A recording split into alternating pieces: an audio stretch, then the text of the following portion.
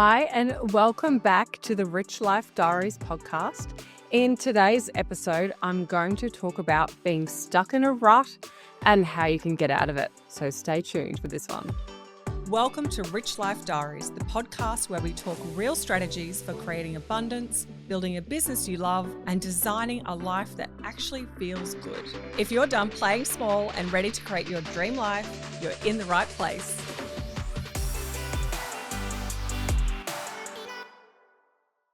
Okay, so let's get into today's episode. So if you're watching this on YouTube, you can see I am in the beautiful Croatia, and this is a view from my hotel room. So what does it mean if you're stuck in a rut?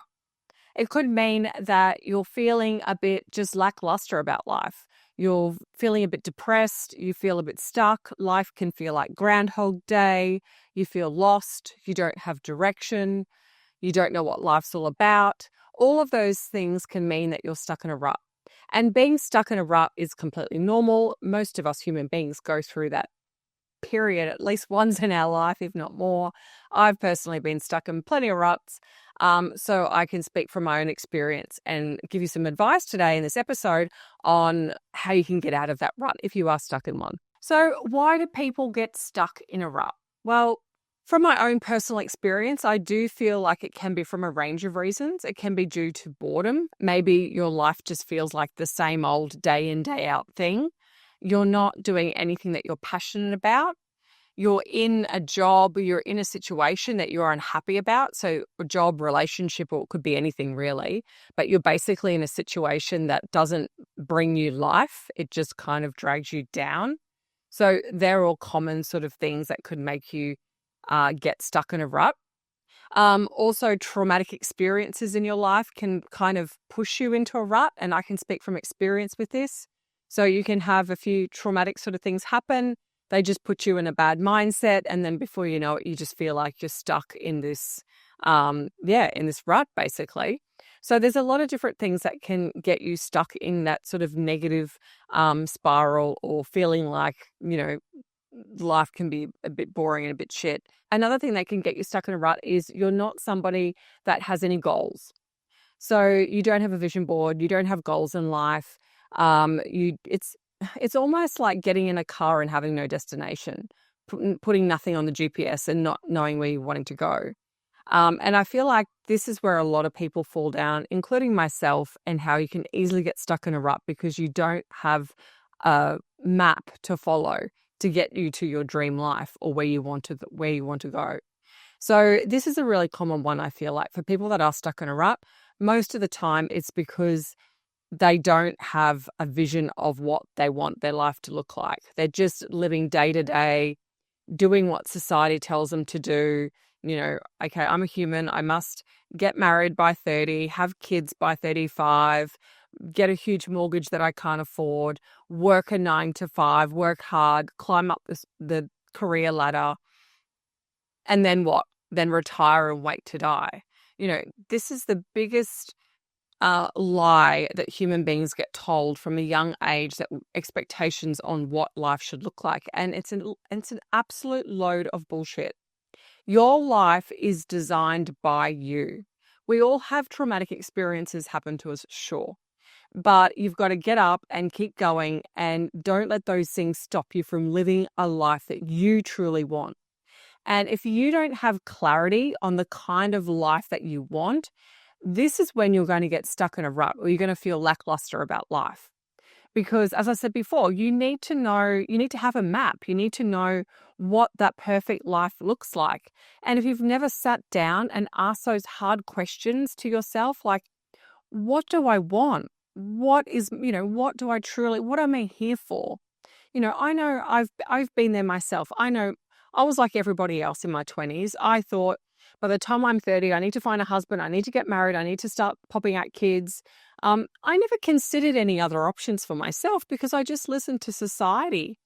And that is exactly what makes people unhappy, is listening to other people, or listening to what you think is expected on you as a person or as a family member. You might find you're in a culture or a family where that's kind of just the norm, right? You're told from a young age, you need to get married by this point, you need to get a house, then you need to have kids and do X, Y, Z.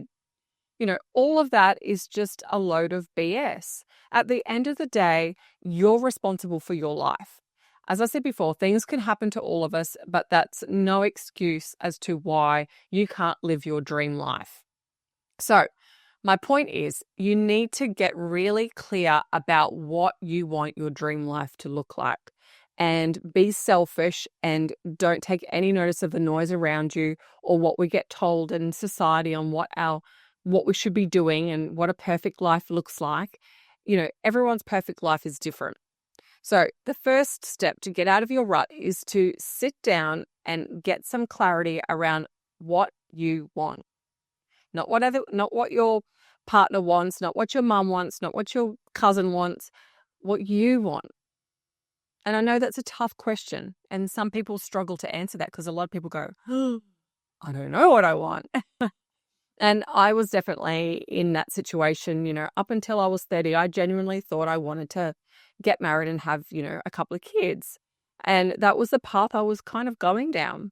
And then I discovered a book called The Secret, and that just opened up my mind. And it just opened up all these doors to this whole personal development and personal growth decades. So the last 2 decades, I've been spending so much time working on who I am and what I want from life, and working on my mindset and setting goals, by using vision boards and things like that.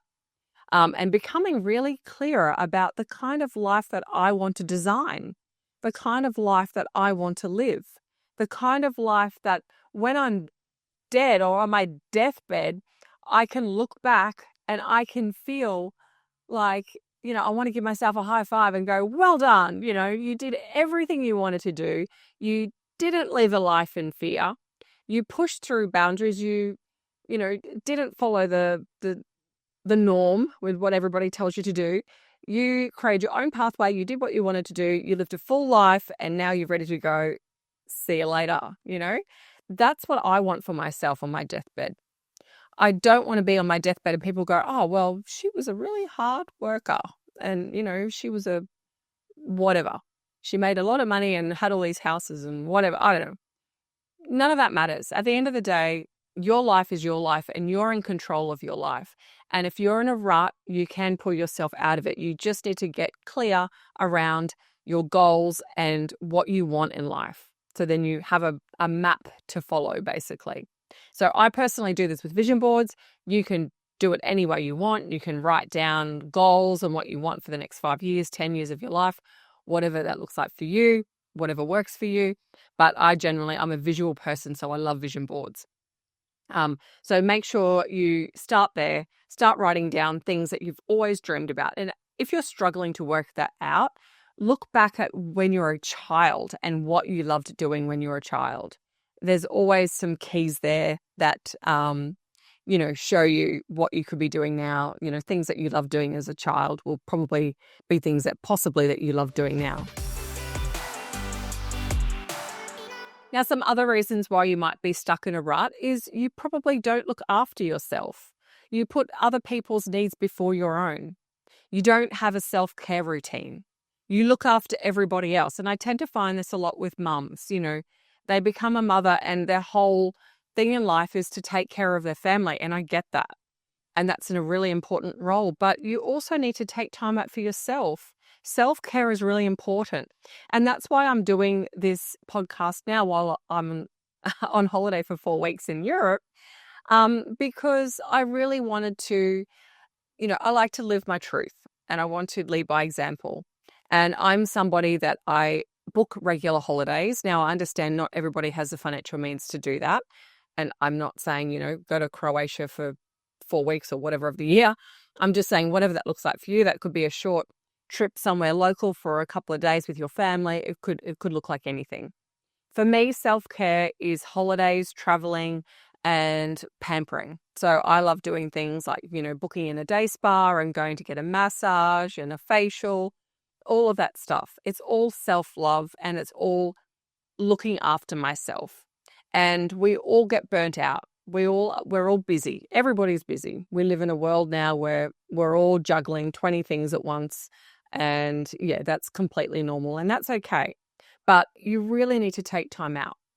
I see a lot of my friends, you know, get stuck in ruts where they feel flat, depressed, not excited about life, lost, not knowing where they are, what they're doing, questioning everything. And 90% of the time, I look at them and go, well, when was the last time you took a holiday? Or when was the last time you went and took care of yourself and went and had a massage or had a pamper day or did something for you? And most of the time that's the reason, they haven't taken a holiday in 2 years, which just blows my mind. It's like, well, that's why you're feeling stressed, overwhelmed, flat, depressed, because you haven't taken any time out to have fun. And as I said, it doesn't have to be a holiday. You could love playing golf. You could love knitting. You could love playing tennis. You could love fill in the blank. Whatever that thing is, make sure you're doing that thing that lights you up inside, that makes you feel good. Whatever that is, make sure you fit that into your life regularly. Now, I hear some of you saying, well, that's all good for you, Sam, because, you're successful, you've got money, you're single, you've got no kids, you've got no commitments, you can just go and live like this complete life of freedom. And yes, 100%. And I've designed it that way because that's what I love. And if you're someone that's got a family, that's completely okay. I'll tell you a little story of a friend that I have. So it was actually a long time ago. It was back when I worked in corporate. And my boss at the time took me out and we played a game of golf one day. And one of his mates came along and this friend of his shared this story. I just remember thinking this is unusual because he was talking so highly of his wife. This guy couldn't say enough beautiful, kind, lovely things about his wife. And they had 2 little kids. And I just remember back then thinking, wow, this is unusual because I don't normally hear married men talking really highly of their kids and their wife. Sorry, guys. And I asked him, I said, you seem really happy. And it's just really refreshing to hear someone speak so highly. He was so proud of his wife. He was showing me all these photos of her and showing me all these photos of his kids. And I just thought it was the cutest thing. And I just said to him, what's the secret? Why are you so happy? And he said, well, we have a bit of structure in our life. So he shared this story with me where basically they have like a set structure that every week, every Wednesday night, they do a date night together. So the 2 of them go and spend time together. They don't talk about the kids. They go out on a date. They get the in-laws to look after the kids. Sometimes they'll do an overnight stay somewhere. But Wednesday nights are all about spending time together as a couple. So they don't lose that connection, which is really important. So that's Wednesday nights. Saturdays, they take turns. So one Saturday, the husband will go off and do whatever he wants for the day. And then the following Saturday, the wife will go off and do whatever she wants to do that Saturday. So he'll go play golf with his mates. She'll go get her nails done, catch up with the girls for lunch, whatever that looks like. And then the other one stays at home and looks after the kids. And then Sundays are family days. So Sundays are days where they all spend time as a family. They leave the house. So we said that's really important that they make that time to not just be lazy and hang out in the house all day. They leave the house and go and do a fun activity as a family. And I just love this. And this is about 20 years ago I heard this story. So it's a long time ago. And I share this with all my married friends because I understand that it can be hard, and I know they probably look at me and think, well, what do you know? You're not married. But I just remember this story, and I just think it's just so smart. It's so basic, but just so smart. And so I just think that's really important. It just really reflects how, that self-care day, right, is that Saturday.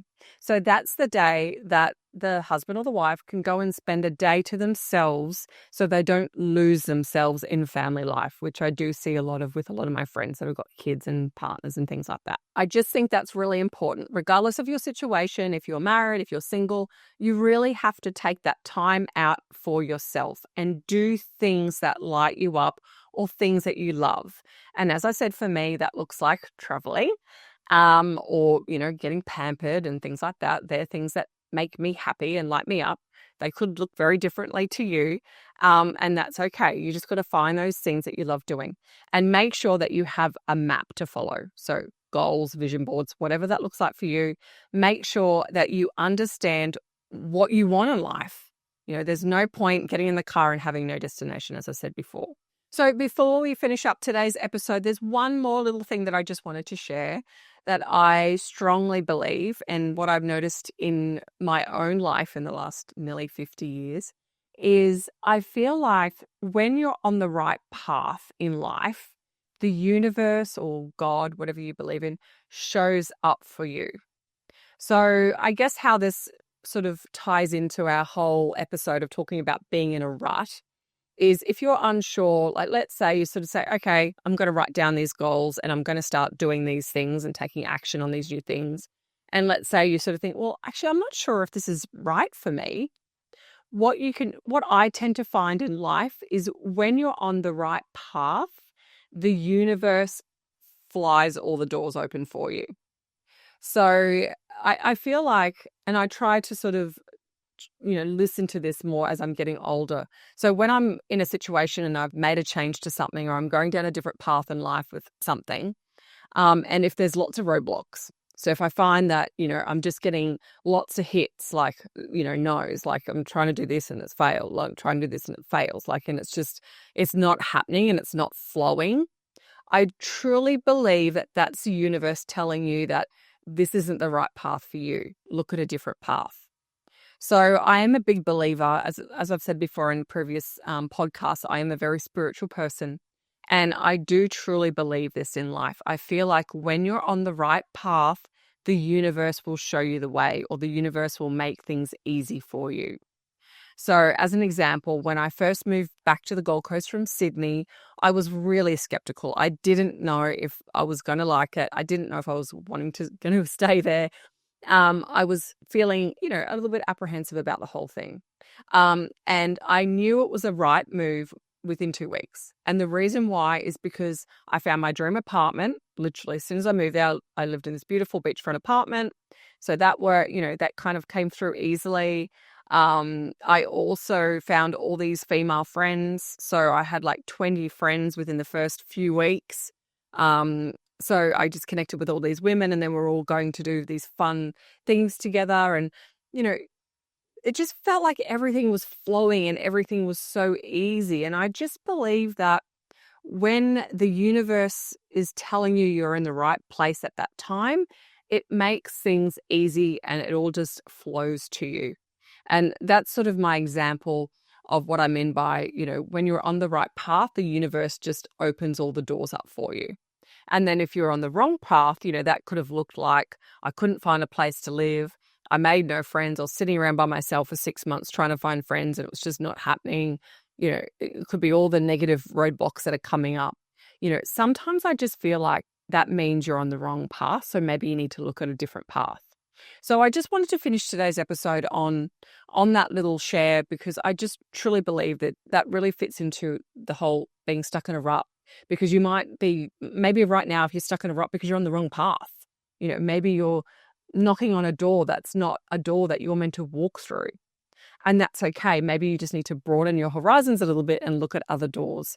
And maybe that's when life will flow a little bit easily for you. So guys, that's today's episode on how to get out of being stuck in a rut. Now, make sure you subscribe by clicking on the links below. And I look forward to seeing you back here in a couple of weeks. See ya.